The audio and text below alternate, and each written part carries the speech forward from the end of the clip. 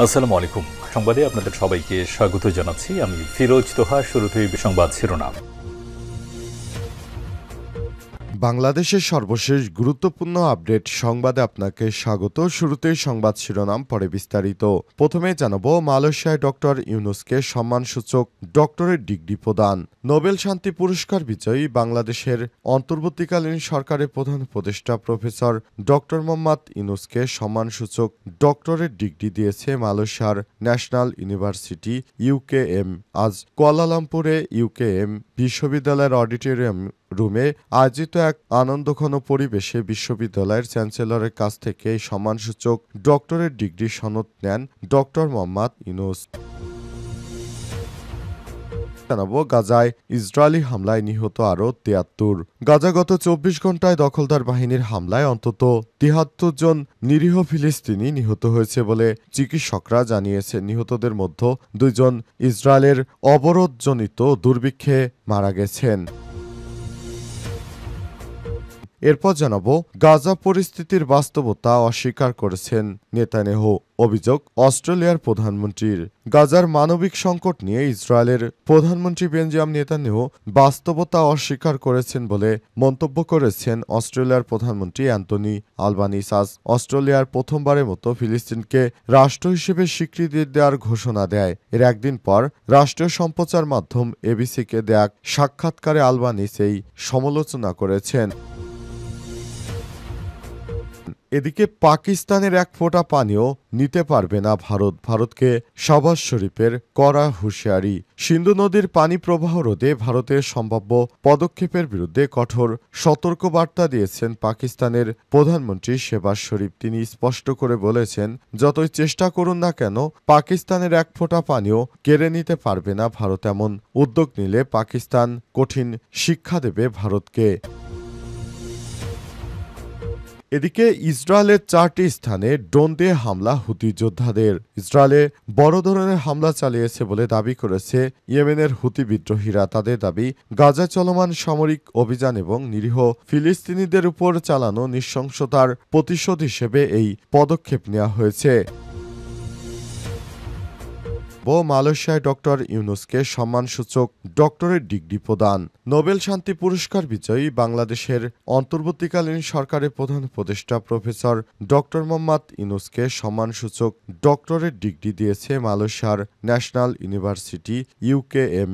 আজ কুয়ালালামপুরে ইউকেএম বিশ্ববিদ্যালয়ের অডিটোরিয়াম রুমে আয়োজিত এক আনন্দঘন পরিবেশে বিশ্ববিদ্যালয়ের চ্যান্সেলরের কাছ থেকে এই সম্মানসূচক ডক্টরেট ডিগ্রি সনদ নেন ডক্টর মোহাম্মদ ইউনূস। অন্তর্বর্তীকালীন সরকার ৩ দিনের সফরে মালয়েশিয়ায় গিয়েছেন। এর আগে সকালে ডক্টর ইউনূস অনুষ্ঠানস্থলে পৌঁছালে বিশ্ববিদ্যালয়ের চ্যান্সেলর তাকে স্বাগত জানান। এ সময় লাল গালিচার সংবর্ধনা দেয়া হয়। শান্তিতে নোবেল বিজয়ী এই অর্থনীতিবিদকে অনুষ্ঠানে মালয়েশিয়ার বিশিষ্ট শিক্ষাবিদ, নীতি নির্ধারক, বিশ্ববিদ্যালয়ের শিক্ষক, শিক্ষার্থী এবং বাংলাদেশ থেকে আগত প্রধান উপদেষ্টা সফর সঙ্গীরা এই অনুষ্ঠানে উপস্থিত ছিলেন।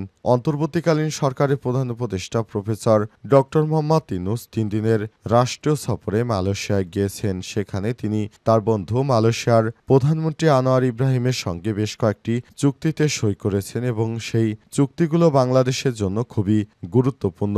দীর্ঘদিন পর তিনি মালয়েশিয়া সফরে গেলেন। এর আগে তিনি দায়িত্বভার গ্রহণের পর মালয়েশিয়ার প্রধানমন্ত্রী আনোয়ার ইব্রাহিম বাংলাদেশ সফরে এসেছিলেন এবং তাকে বাংলাদেশও ব্যাপক হারে শুভেচ্ছা জানানো হয়। অন্তর্বর্তীকালীন সরকারের প্রধান উপদেষ্টা এই শুভেচ্ছা জানান তিনি। গাজায় ইসরায়েলি হামলায় নিহত আরও ৭৩। গাজায় গত ২৪ ঘন্টায় ইসরায়েলি বাহিনীর হামলায় অন্তত নতুন করে ৭৩ জন ফিলিস্তিনি নিহত হয়েছেন বলে চিকিৎসকরা জানিয়েছেন। নিহতদের মধ্যে ২ জন ইসরায়েলের অবরোধজনিত দুর্ভিক্ষে মারা গেছে। এছাড়াও ১৯ জন নিহত হয়েছে খাদ্য সহায়তা নিতে গিয়ে। একই সঙ্গে ইউরোপীয় ইউনিয়ন, যুক্তরাজ্য, ফ্রান্স, কানাডা সহ ২৬টি দেশ গাজায় চলমান অকল্পনীয় মাত্রার ভোগান্তি এবং দুর্ভিক্ষের পরিস্থিতি নিয়ে গভীর উদ্বেগ প্রকাশ করেছে। অবিলম্বে এই সংকট থামাতে দুর্ভিক্ষ মোকাবেলায় পদক্ষেপ নেওয়ার আহ্বান জানিয়েছে তারা। উত্তর গাজার জিকিম ক্রসিং এলাকায় খাদ্য সহায়তার জন্য অপেক্ষায় থাকা মানুষের উপর হামলার ঘটনায় বেঁচে যাওয়া কয়েকজন ভয়াবহ অভিজ্ঞতার কথা জানিয়েছেন। সাইদ নামের এক ব্যক্তি জানিয়েছেন, চারপাশে গুলি চলছিল, কিছু বুঝতে পারছিলাম না, আমাদের সামনেই মারা যাচ্ছিল, কিন্তু কিছুই করতে পারিনি। অন্য এক প্রত্যক্ষদর্শী মোহাম্মদ আবু নাহাল জানান, তিনি হামলার সময় পেটে ভর দিয়ে হামাগুড়ি দিচ্ছিলেন, চারপাশে গুলি চলছিল। তিনি বলেন, আমি শুধু আমার বাচ্চাদের খাওয়ানোর জন্য এসেছিলাম, খাবার পানি থাকলে আসতাম না। তিনি বিশ্বকে আহ্বান জানান যুদ্ধ বন্ধ করে গাজাকে মানুষের দুর্ভোগ শেষ করতে। গাজায় খাদ্য সহায়তা নিতে গিয়ে নিহতের মোট সংখ্যা দাঁড়িয়েছে 838 জন। এছাড়াও যুদ্ধ শুরুর পর থেকে দুর্ভিক্ষে মৃতের সংখ্যা বেড়ে দাঁড়িয়েছে 287। এর মধ্যে 100-র বেশি রয়েছে শিশু অবস্থায়। কোনোভাবে এখনও দখলদার বাহিনী সেখানে আক্রমণ বন্ধ করছে না। প্রতিদিন নির্বিচারে গণহত্যা চালানো হচ্ছে। গাজা পরিস্থিতির বাস্তবতা অস্বীকার করছেন নেতানিয়াহু, বললেন অস্ট্রেলিয়ার প্রধানমন্ত্রী।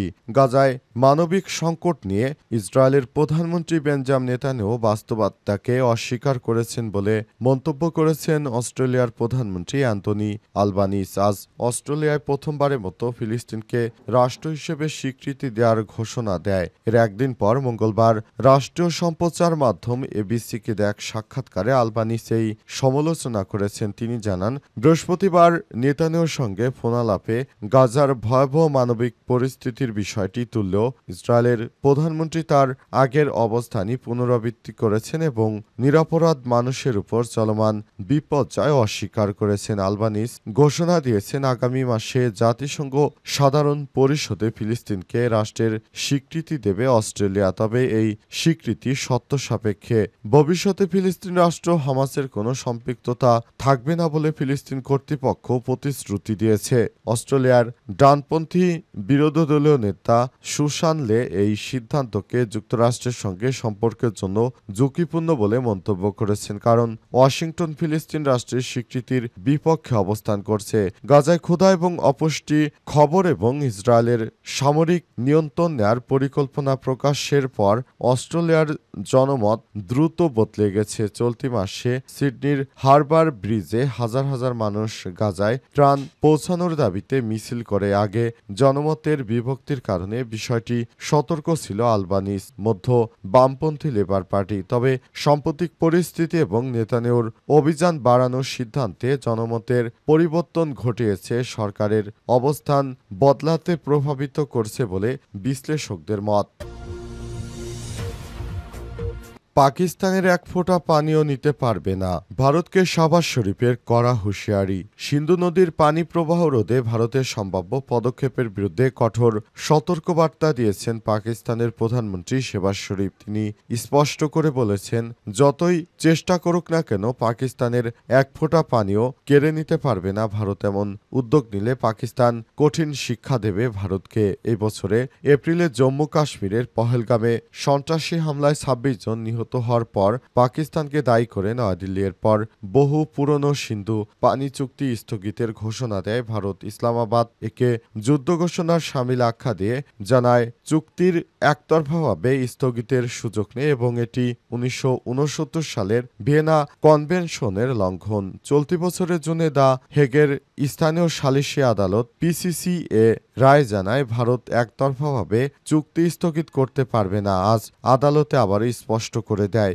পশ্চিমাঞ্চলীয় নদীগুলোর পানি পাকিস্তানের অবাধ ব্যবহারের জন্য প্রবাহিত রাখতে হবে। তবে ভারত পিসি-এর এখতিয়ার ও রায় মানতে অস্বীকৃতি জানিয়েছে। আজ ইসলামাবাদে এক অনুষ্ঠানে শেহবাজ শরীফ বলেছেন, শত্রুদের আজ বলতে চাই, যদি আমাদের পানি বন্ধের হুমকি দাও, মনে রেখো পাকিস্তানের এক ফোঁটা পানিও কেড়ে নিতে পারবে না তোমরা। এর আগে পাকিস্তান পিপলস পার্টির চেয়ারম্যান ও সাবেক পররাষ্ট্রমন্ত্রী বিলাল ভুট্টো জারদারি সিন্ধু পানি চুক্তি স্থগিতের ঘটনাকে সিন্ধু সভ্যতার উপর আক্রমণ হিসেবে উল্লেখ করেছেন।